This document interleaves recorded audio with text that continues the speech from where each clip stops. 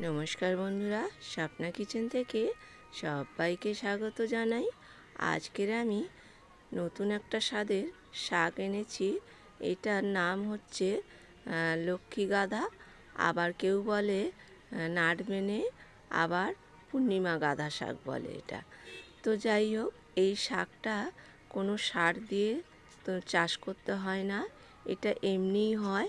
আর এই শাকটা না ভীষণ উপকার, আর এটা খেতেও ভীষণ সুন্দর হয়।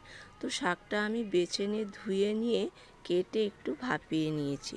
আর এখানে আলু, পেঁয়াজ, একটু রসুন কুড়িয়ে নিয়েছি।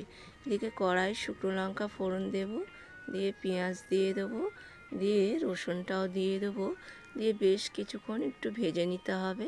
হাফ লাল লাল হবে পেঁয়াজটা। এরপরে আমি এখানে আলুটা অ্যাড করব। আলু অ্যাড করে বেশ কিছুক্ষণ এটা ভেজে নিতে হবে। নিয়ে আমার লঙ্কাগুলো একটু লাল হয়ে শুকিয়ে গেছিলো, সেগুলো কেটে আমি এখানে আলুর সঙ্গে দিয়ে দিলাম।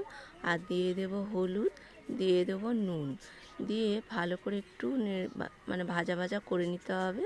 তো যেন পুড়ে যায় না, এটা খেয়াল রাখতে হবে। তো বন্ধুরা, পুরো ভিডিওটা দেখার অনুরোধ রইল। আর সেদ্ধ করে রাখা শাকটা আমি এর মধ্যে দিয়ে দিলাম।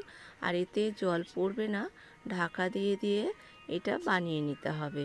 তো এই শাকটা না ভীষণ সুন্দর লাগে, আর এটা আমাদের শরীরের জন্য ভীষণ উপকার এই শাকটা। এটা গ্রামে তো কিনতেই হয় না, যেখানে সেখানে জমিতে হয়ে থাকে, কলকাতায় বাজারে কিনতে পাওয়া যায়। তো শাকটা আমার এখানে তৈরি হয়ে গেছে বন্ধুরা। আর ভিডিওটা যদি ভালো লাগে, লাইক কমেন্ট শেয়ার করার অনুরোধ রইল। আর পারলে আপনারা একবার এইভাবে বানিয়ে খেয়ে